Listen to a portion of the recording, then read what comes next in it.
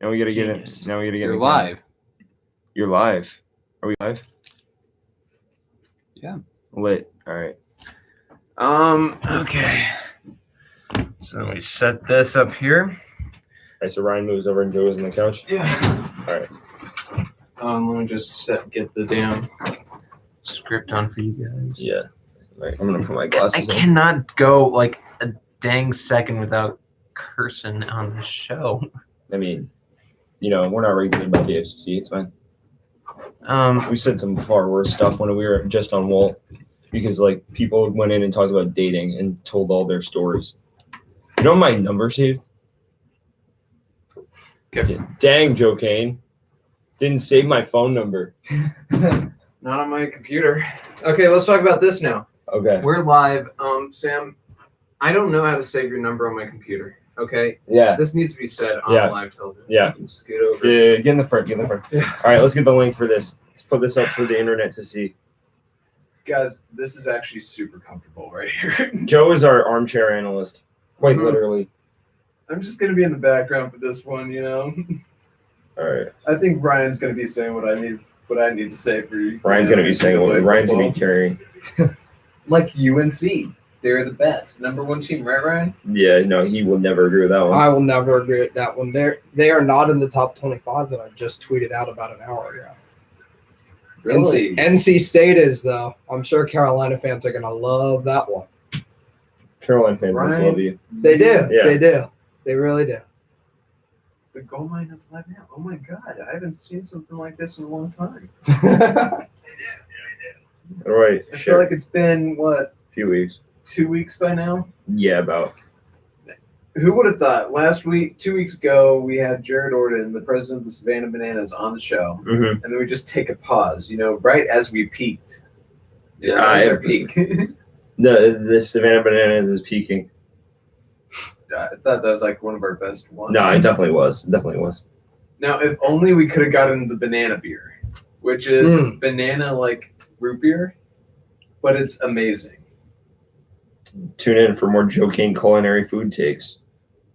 Well, can we do that? I think. Okay. So, AP top 25. top briskets in the country. Top Ryan's sitting barbecue. here like, Let's what just the do that. What? I was said Ryan sitting here like, no, I'm not gonna. Yo, Joe Kane, what are we doing today? I gotta make sure I can hear my pipes on the live stream. That's the main thing. I got beautiful pipes. He's making sure his ego is satisfied. I gotta make sure. Tune my in to ego's see checked. us stroke Joe Kane's ego. Yes, exactly. Look, guys. I'm sorry. I'm the looks of the show. I'm glad he didn't get that on recording. It's online. Hello, welcome to Facts or Cap. Actually, This is why we all took a cap break. whenever Joe All Kane cap. speaks.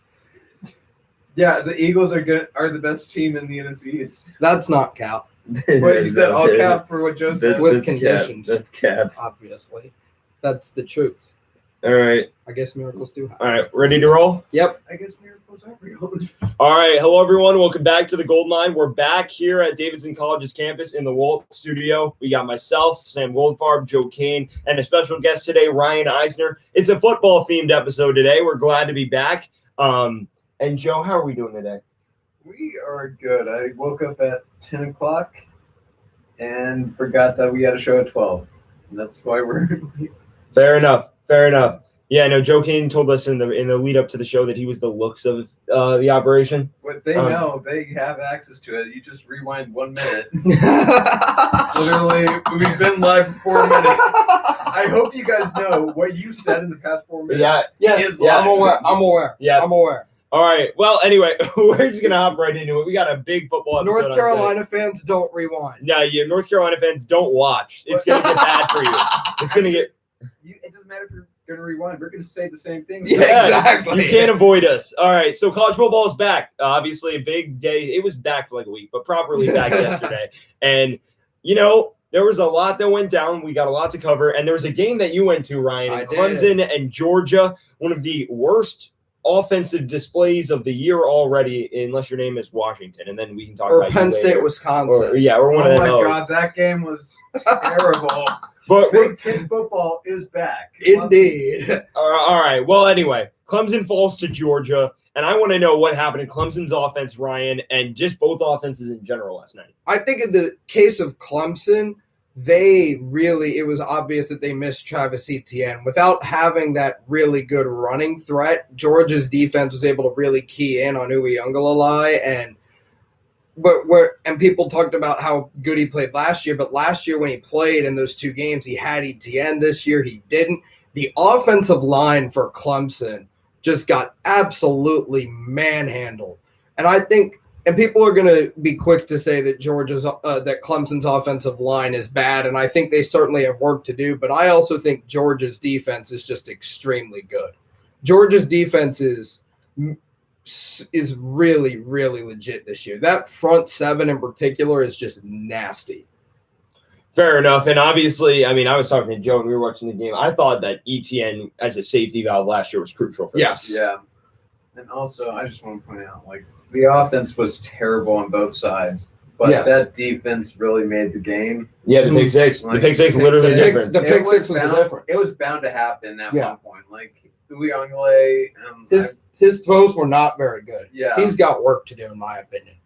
This is going to be a wake-up call for Clemson for sure. Yes. And honestly, what they let that O-line you mentioned, they allowed 8 sacks. That should not happen in a top 5 game, in my opinion. 8 sacks. Yeah. Georgia's defensive front 7 may be one of the best they've had under Kirby Smart, and they've had some really good defenses. If they defend like that every game, this could be their year. Well, and also, I mean, I looked at it, and I mean, you're talking about the 8 sacks. This is 8 sacks with a quarterback who can move. Yes. It's not like you've got a pocket passer Agreed. who's sitting back there and can't move outside. You don't have Tom Brady there. You've got Uiagalelei who can run. And ultimately still got brought down. Speaks to the athleticism of that line as well. Yeah, they figure out. Georgia's defensive line got after it. They were like bloodhounds. They smelled blood in the water, and they were just going after it. I do think that Uiagalelei needs to be better at throwing the ball away when he's about to get sacked and nothing's there. I think he needs to be better about being a little more decisive, and I think his accuracy has got to be better. I mean, I think a lot of us saw the interception coming because some of the throws were just awful. Now, the interception, it's funny, was actually not a bad throw. We were talking about the athleticism of the defensive line. Well, it was an athletic play by one of Georgia's secondary.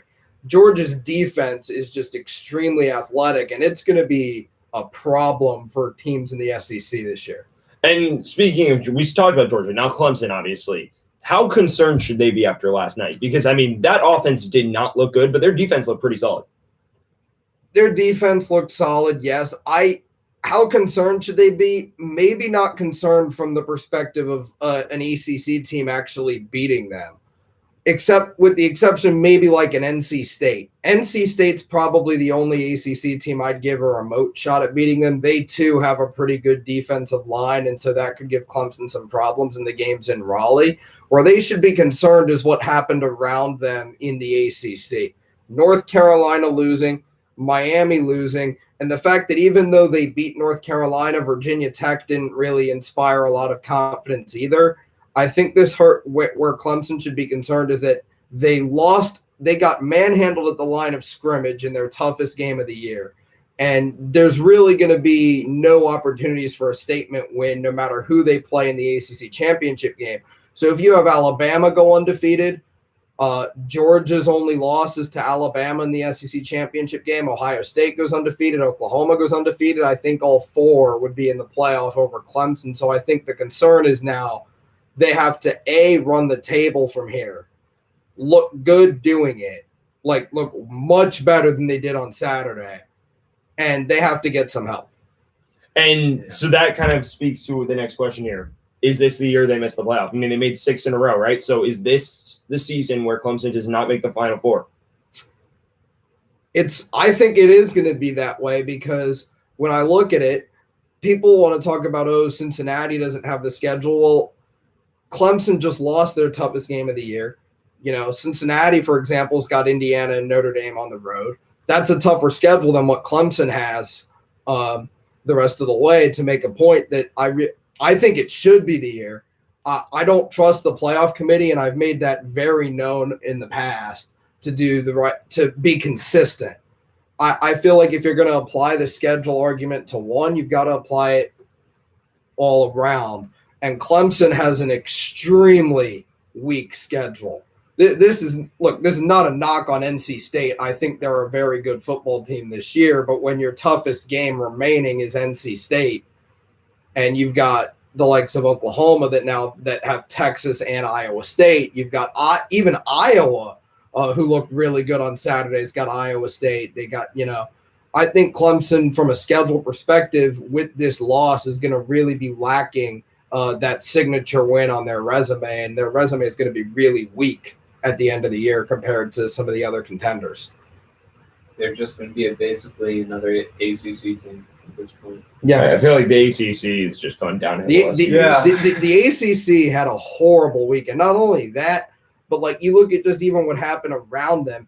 Duke losing to Charlotte, Georgia Tech losing to Northern Illinois, where that hurts Clemson is more from an indirect kind of transitive property kind of thing, where now if Duke beats one of Clemson's opponents, or say Georgia Tech pulls an upset, beats Miami the way they did 2 years ago, that now the ACC is in a position where they could really beat each other up and really make Clemson's resume look even weaker.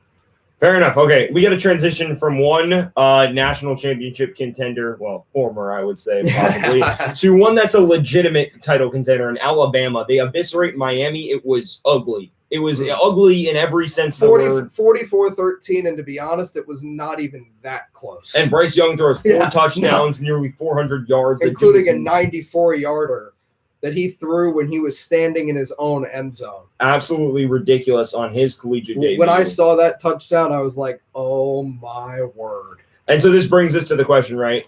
Does this game say more about Alabama being great, or is this more of a comment on Miami just not being as good as people made them out to be?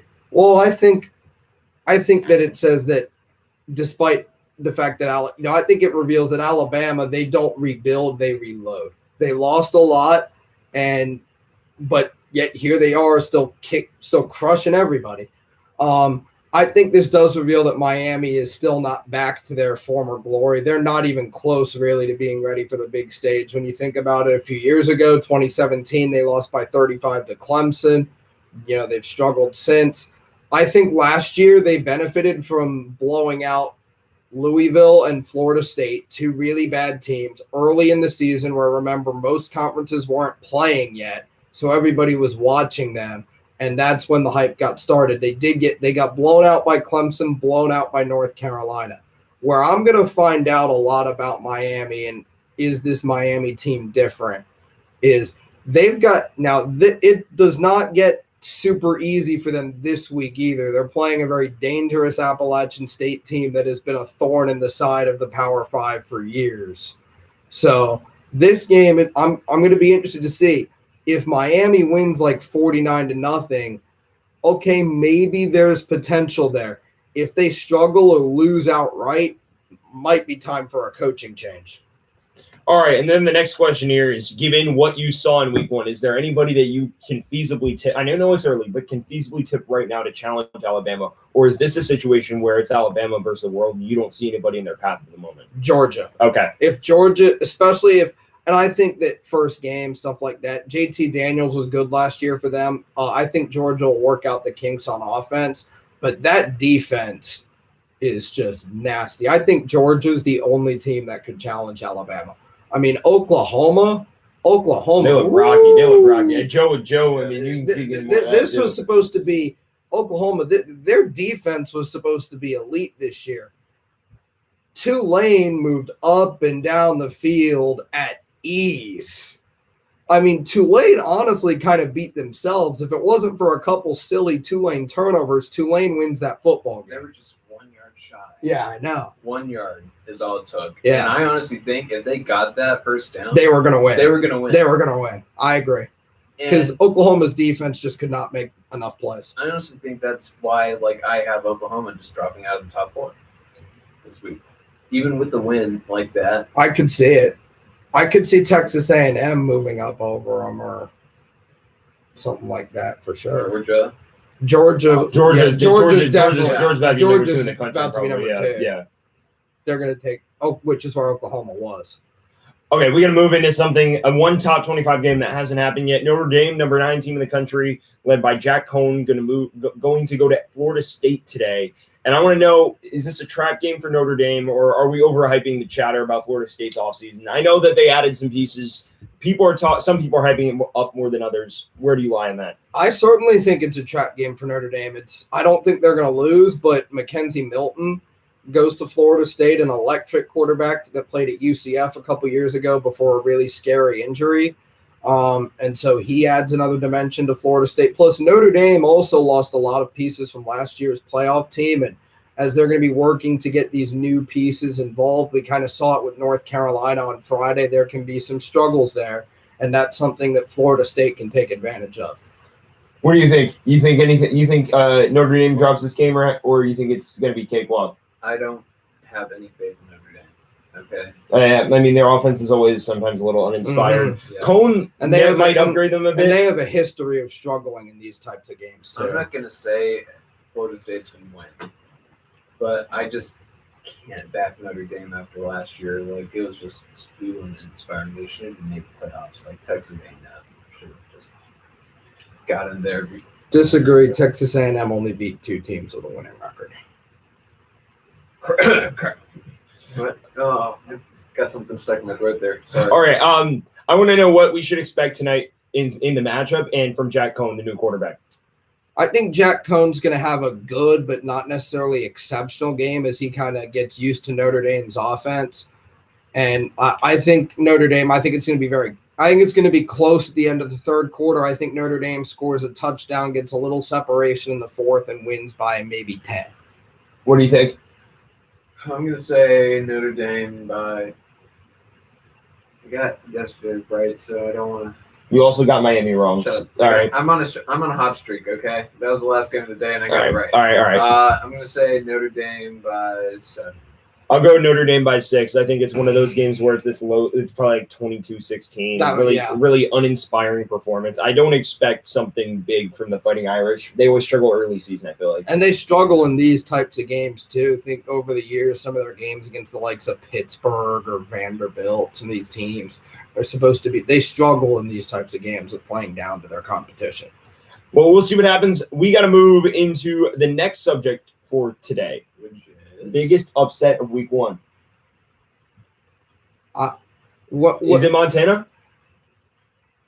It is extremely, extremely rare. It's only happened, I believe, about 5. This is, I believe, now the 5th time or 6th time that an FCS team has beaten a ranked FBS team. The first was, of course, the Appalachian State over Michigan game. I think the biggest upset would have to be Montana over Washington. When I look at it, Washington was getting some kind of hype as a challenger to Oregon or USC in the Pac-12. That's over.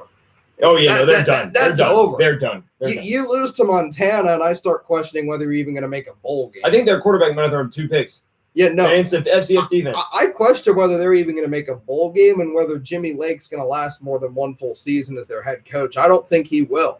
I mean, you can't lose to Montana and expect things to kind of go smooth sailing from there. It's only going to get worse. They play Michigan in prime time in the Big House next week. Good luck with that. Look, I don't think Michigan's that really, really good this year. Of course but Michigan's going to beat Washington by 30. Jeez. All right, Joe, do you have a different one? Yeah, I mean, I was going to say that. Obviously, it's the biggest upset of the week, but UNC. Well, yeah, losing at Virginia Tech. Way too overrated. Yeah, and we're going to go into that in a bit, I feel like. But that also wasn't an upset. I don't think that was that big of an upset because North Carolina was so overrated. I was very public and very vocal about how I thought Virginia Tech was going to win that game. Yeah. That was one of the easiest upsets I picked in my life. All right, I probably would say Montana as well, make it a clean sweep here. I think that anytime, like you said, FCS over top 25 doesn't happen much. Washington played kind of like crap. I mean, when it happens, we got we got to think of what should happen next. I think Washington should move back down to the FCS. And Relegation. Yeah, relegation. No, I saw relegation in college football. Let's do it. I saw something on Twitter. VMI's coming up, baby. I saw something on Twitter where it was like circular scheduling or whatever. So now Montana plays Michigan next week and Washington plays Western Illinois. I wonder how Washington would do it. Yeah. All right. Actually, you alluded to this earlier. My pick is your pick. Most overrated teams thus far. Obviously, there's the obvious one. I remember I gave North Carolina the benefit of the doubt at the beginning of the year because I thought Sam Howell could carry. And also the defense was returning a lot of pieces. But Ryan brought up a good point at the time. He goes, yeah, the defense returned a lot, but none of the pieces are good. Yes. And ultimately, I mean, their defense didn't play that badly against Virginia Tech. It was their offense that really struggled. First of all, it's a trap a lot of people fall into. Just because if a team is returning a lot of pieces from like offense or defense that sucked the year before, that doesn't. Yes, they might be improved from having an offseason, but that doesn't mean they're going to dramatically. Yeah, they're not the about best to in be the country. Yeah. Also, North Carolina's defense still struggled. Virginia Tech at times walked up and down the field without breaking a sweat. And really, honestly, this is what I meant. I alluded to it about Virginia Tech not playing great. I don't think it was North Carolina's defense really doing much as Virginia Tech beating themselves at times. But so, yeah, North Carolina, I think, was extremely overrated. Washington, I think, has to be up there now. Yeah. Do we think Oklahoma makes this list? I think I'm putting them on the list. I would agree. They were ranked number 2, and they were talked about as a legit challenger to Alabama on the basis of their defense. Their defense that Tulane just walked up and down the field on. Imagine what Alabama would do to that defense if Tulane could walk 8 touchdowns. Let me one up you on that one. Imagine what Tulane would have done if the game was actually at home. Like, that could have been a whole different outcome. Oh, yeah, true. Yeah, I kind of agree with that. Yeah, so we got Oklahoma, we got North Carolina, Washington. I want to know what you think about Clemson. I think. Is it too early? I think it's too early. I'm going to say it. They're overrated. Okay. I'm going to wait to see. I'm very interested in that game. It coming up in a couple weeks at NC State. I'm very interested to see that because I think that's the only game this season that I think they should really still be concerned about. I think NC State may have their best football team since the Phillip Rivers years. So I think that could be a game that Clemson, if their offensive line does not get better between now and then, I think that's a game that Clemson could lose. Bring back a good and experienced linebacker core. Peyton Wilson's back. I want to know underrated teams now. We'll throw that in the mix. Is NC State one of them? NC State is one of them. I've been saying that the whole time. Yeah, I've basically been saying it the whole time. The media overhyped the wrong triangle team in the state of North Carolina, Raleigh, Durham, that area. NC State is legit. Nevada, I think, is underrated too. Nevada beat a very solid California team last night. Nevada's got a quarterback in Carson Strong that has legit NFL draft aspirations. Nevada might have their best team since that Colin Kaepernick team that upset Boise State in 2010. You guys got anything else here, or are we saying Nevada, NC State? We got nobody. All right. Yeah. Actually, no. I'm going to keep an eye out on Tulane. Yeah. Okay. I mean, I know, I'm kind of curious to see if that was more a product of Oklahoma just being extremely overrated, or I said after the game that I kind of think I watched Tulane and I liked what I saw from their offense. I think they can make some noise in the American Athletic Conference this year. They do get Cincinnati at home, so that is perhaps a game to keep an eye on later in the season. And speaking of Cincinnati, they played pretty well yesterday. You're talking about them in the playoff conversation. I mean, they have to be underrated if we're talking about them they're currently outside the spots. They can move up. Here's the thing. Yeah, no, what I'm saying is right now, at 8, if you're talking about them as a playoff team, they're underrated by definition. They're in the group of 5, so they're going to get hurt just by the humans being biased. The fact that one of their highly touted games is at Indiana, and Indiana just got blown out is going to hurt. Terrible. Although I do think Indiana. I do not think Indiana, I think, is another team that was overrated. I think they may have been a flash in the pan. Took advantage of the COVID year team. Yeah. But I do think Iowa's legit. Riley Moss had 2 pick sixes in the game for Iowa. I'm going to go ahead and call my shot right now. I think Iowa goes to Ames with College Game Day there. I think they beat Iowa State next year. Iowa State didn't look great at all yesterday. They did. Iowa. No, Iowa State, I think, is another team that maybe I'm not willing to go there right now because they do this in openers every year and then have good years the last couple of years. But Iowa State could be a team that we look back on and go, yeah, they were really overrated. Yeah, also, they really got a lot of hype at the end of last year. Yeah, I mean, they deserved it. You know? I don't think they deserved it. They should not have been in the Fiesta Bowl. That should have been Coastal Carolina because Iowa State lost by 17 to a Louisiana team Coastal Carolina beat. And then because of some weird COVID rules in the Pac-12, Iowa State beat a 4-3 Oregon team in the Fiesta Bowl. Like, yeah, they won a New Year's Six Bowl, but that New Year's Six Bowl game, the fact that they were in it, number one, was a joke. The fact that they were getting hyped because they beat one of the worst teams to ever play in a New Year's Six Bowl game is even bigger of a joke. Like, I think maybe look at the roster and go, yeah, that's a good roster, but I thought the hype after that was a little bit unwarranted. Wow. I'm going to talk about one more team here. Texas. What do you think? I know you had Louisiana in that game, if I'm not mistaken. I did. Obviously you're happy with what went down. I was very impressed. I sadly did not watch the game. I was very impressed with the way Texas got after a very good quarterback in Levi Lewis defensively, and I was just very impressed with their execution and special teams. They blocked an extra point that kept it a 2-score game at one point. So look, with Group of 5 teams in particular, sometimes they get a lot of hype that carries over from one season. And then, we may go back and say how foolish we were to hype Louisiana. And so this may turn out to be a nothing burger. I don't think so. Billy Napier's a good coach. I think Texas just dominated a very good team. And I said on Twitter that I thought Tom Herman, Texas, would have lost that game.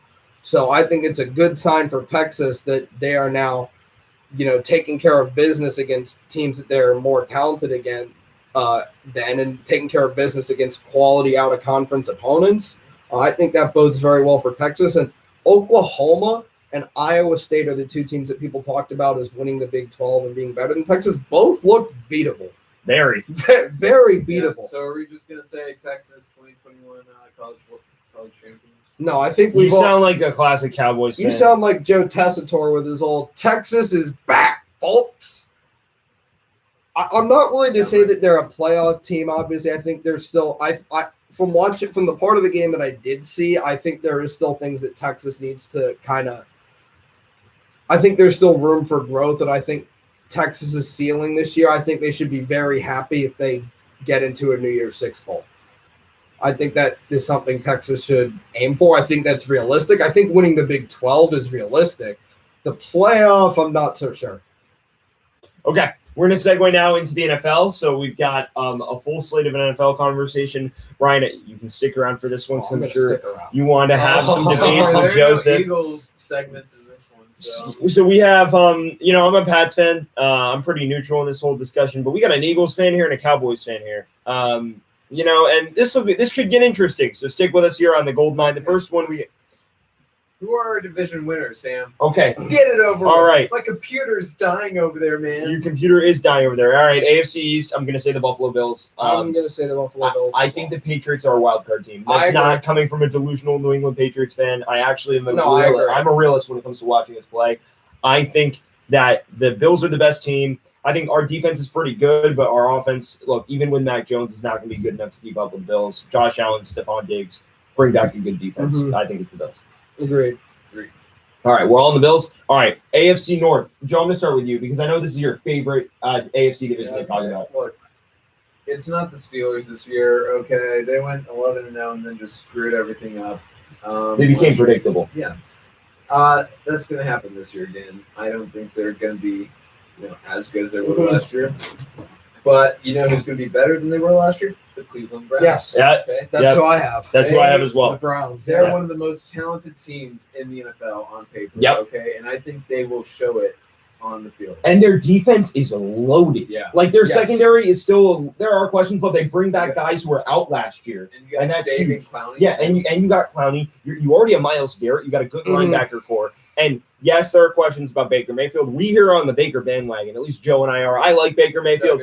Yeah, and Odell Beckham's back. Nick Chubb's in the mix. Kareem Hunt's still there. That offense will be fine. That offense will be. I'd also keep an eye on the Ravens. Yeah. I think it's going to be. I don't think they're winning the division. I don't either. I just said keep an eye on them, but I think the Browns are by far the best team in the division. All right, Ryan, AFC South, starting with you.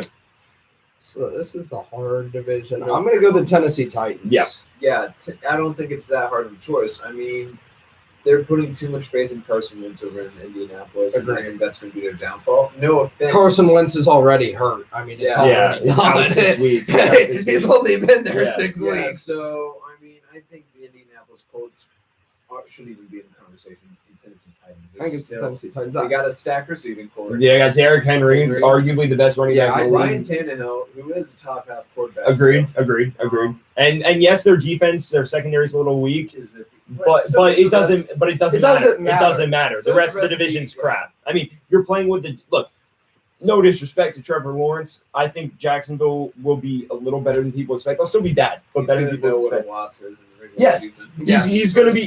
They are going to be taking some fat L's, and with zero due respect to the Houston Texans, they're going to be terrible. Urban Meyer will not be the coach of the Jaguars for more than 2 seasons. Yeah, I mean, I know that college coaches are down. All right, AFC West, it's the Chiefs for me. Chiefs. Yeah. Kidding. Chiefs. Chargers. I think got to be the Chiefs.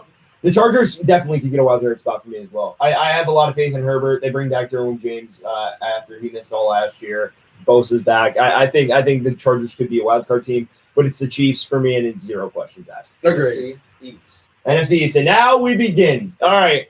Begin what? It's two clear answers in this. All right. So I'm gonna let you guys go first.